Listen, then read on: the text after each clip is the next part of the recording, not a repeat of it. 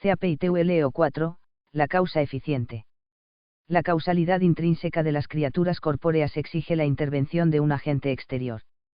Tratándose de dos principios distintos y separables, la materia y la forma no pueden dar lugar por sí solas a la constitución de un ente, sino que requieren una causa que los componga. Por otra parte, es de experiencia que los entes corpóreos se mueven hacia la posesión de nuevas formas, específicas o accidentales, solo en virtud de un principio extrínseco en acto, cuya función precisa es la de conducir la materia a la adquisición de una nueva forma. Bajo este punto de vista, hay que señalar una prioridad de naturaleza de la causa eficiente con respecto a la materia y a la forma. Estas no podrían ejercer su influjo causal sin el previo ejercicio de la causa eficiente. El estudio de la materia y la forma, pues, no se agota en sí mismo, sino que remite de modo natural a la consideración de la causa eficiente. 1 NATURALEZDLACAUSAFICIENT.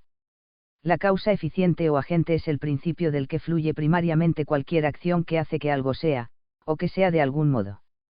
En el caso de los entes corpóreos, la causa eficiente siempre obra transmutando una materia, de la que educe una nueva forma. Por eso se le puede llamar también causa motriz, causa movens. La causa eficiente es causa de la causalidad de la materia y de la forma, pues hace, por su movimiento, que la materia reciba a la forma y que la forma inhiera en la materia.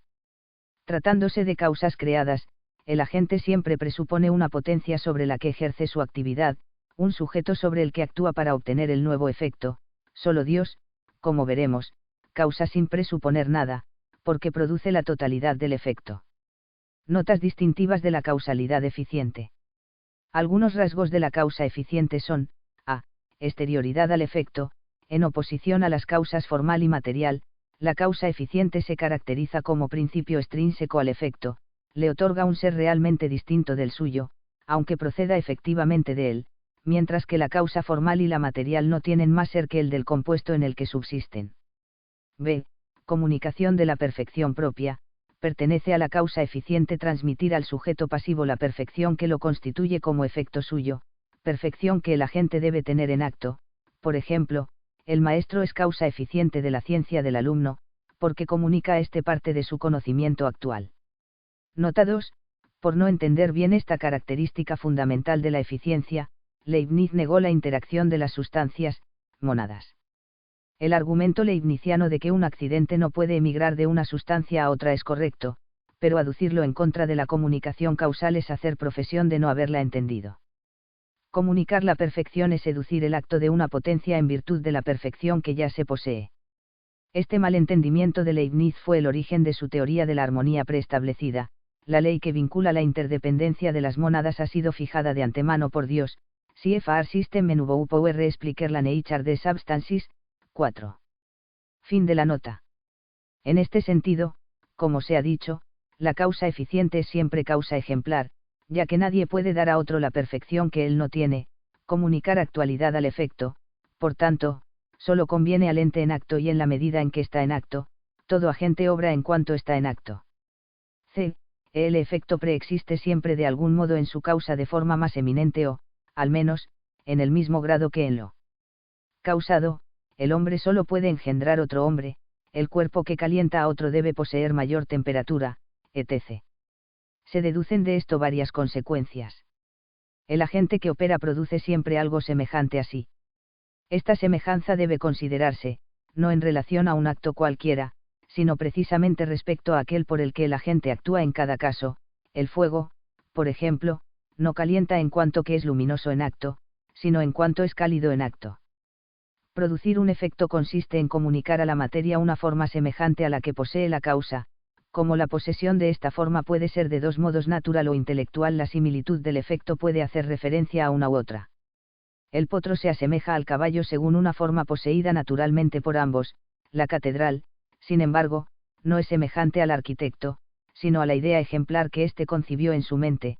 El principio por el que un ente actúa, produciendo un efecto, es su forma, no su materia, ya que es por la forma por lo que es en acto. Esto sucede tanto a nivel sustancial como accidental. 1. Las acciones específicas de una sustancia proceden de su forma sustancial y de sus potencias operativas consiguientes. Si el hombre puede pensar y querer, es porque tiene un alma espiritual. dotada de inteligencia y voluntad. 2. Las perfecciones adquiridas, en el orden del obrar, proceden de hábitos operativos, por ejemplo, solo puede construir casas el que posee la ciencia y el arte de la arquitectura. 2 tipos de causa eficiente. Dejando a un lado la causalidad per se y per accidens, ya estudiada anteriormente, y la fundamental distinción entre la causalidad de Dios, o primera, y la de las criaturas, segunda, que se verá con detenimiento más adelante, consideramos ahora otros tipos de causas eficientes. Causa total y causa parcial. En razón de su intensidad, las causas eficientes pueden dividirse en totales y parciales. La causa total es causa completa del efecto en un determinado orden, en tanto que la causa parcial solo produce una parte de este, y de ahí que siempre se encuentre en coordinación con otras.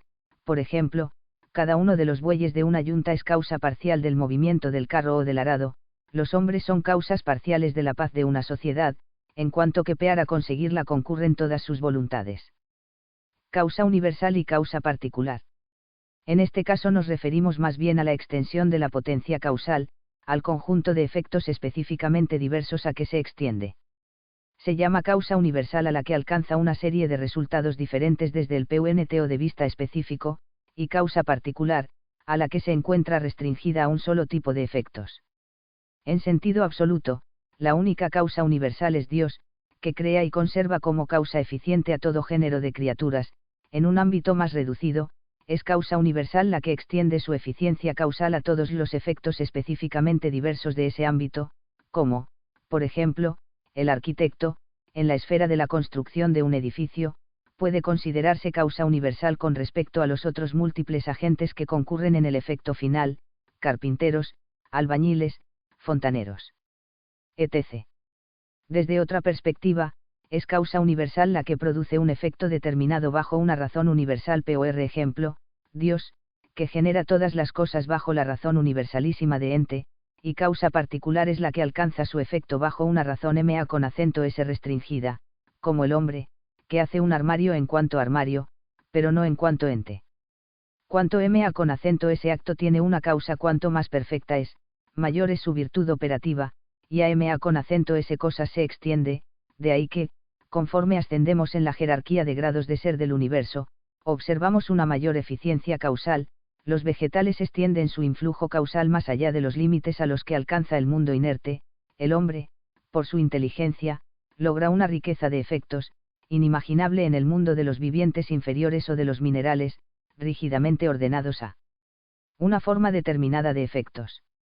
Por último, Dios, situado como acto perfectísimo en la cumbre de la causalidad eficiente, trasciende en extensión e intensidad, y en grado infinito, todo el poder causal de las criaturas. Causa unívoca y análoga. Atiende esta discriminación causal al grado de semejanza de los efectos con sus causas. Causa unívoca es la que produce un efecto de su misma especie, el fuego engendra fuego, un árbol da origen a otro, etc. La causa análoga da lugar a un efecto de especie distinta e inferior a la causa, aunque siempre semejante a ella. Dios es causa análoga de las criaturas, pues les otorga un ser que, por constituir una participación del que él posee por esencia, resulta semejante a Dios, pero por estar contraído por la esencia, se distingue infinitamente del ser divino. El hombre es causa análoga de los artefactos que construye, una cama, un poema, una prensa, porque estos no son de la misma especie que el hombre. Sin embargo, las cosas artificiales son semejanzas degradadas del espíritu humano, pues son objetos cuya forma materializada se asemeja a las formas espirituales que ha concebido el artista para efectuar su trabajo. Toda la actividad natural de las criaturas es unívoca, pues está abocada a una especie determinada de efectos la que ellas mismas poseen por su forma sustancial o accidental, mientras que la actuación que tiene origen en el espíritu es análoga. El hombre engendra naturalmente siempre a otro hombre, pero bajo la dirección de su voluntad y de su entendimiento produce efectos diversísimos. Causa principal y causa instrumental. Hemos venido afirmando hasta ahora que la causa eficiente es, en todos los casos, superior a sus efectos.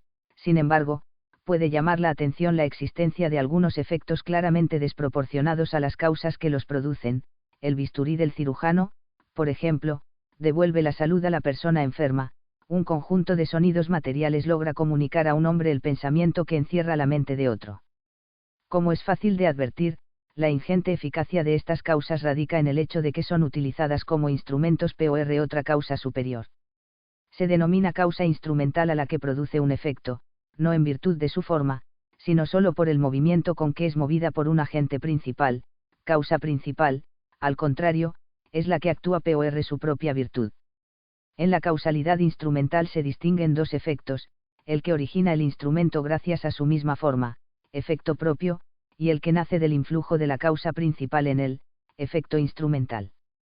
El efecto propio de un pincel, pongamos por caso, es aplicar la pintura sobre el lienzo; su efecto instrumental, el paisaje plasmado en la tabla en virtud del arte del pintor, que es la causa principal. La acción del instrumento en cuanto instrumento no es distinta de la acción del agente principal 3, ya que aquella misma virtud que se encuentra de modo permanente en el agente principal, es adquirida de forma transeúnte por el instrumento. En la medida en que es movido por él, el buen pintor posee siempre la capacidad de pintar un cuadro de categoría, pero el pincel, solo en cuanto es llevado por a mano maestra. Por eso, el efecto de la acción instrumental debe atribuirse al agente, y no al instrumento. Los milagros, propiamente, no se atribuyen a los santos, sino a Dios, del mismo modo que la obra literaria corresponde al escritor, y no a su pluma. Sin embargo, es patente que, para conseguir determinados efectos, el agente tiene necesidad de utensilios idóneos, y así, para cortar es preciso utilizar como instrumento algo duro y afilado. Sucede esto porque el instrumento alcanza el efecto instrumental a través de su efecto propio. La sierra, cuando pierde su filo, ya no corta, y no puede ser empleada para construir un mueble. La causalidad instrumental reviste un significado considerable, no solo para la vida ordinaria, sino también para la dimensión sobrenatural de la vida humana en sus relaciones con Dios, que ha querido emplear como instrumento las acciones naturales de las criaturas a fin de lograr efectos sobrenaturales. De ahí su amplia utilización en teología. Causas necesarias y contingentes. Contingente y necesario son adjetivos que se aplican a las causas eficientes atendiendo al modo en que logran su objetivo. Es necesario lo que alcanza siempre y de manera indefectible su propio efecto; es contingente, por el contrario, lo que no siempre lo produce. Dentro de las sustancias corpóreas, la contingencia o imperfección a que nos estamos refiriendo proviene de la materia.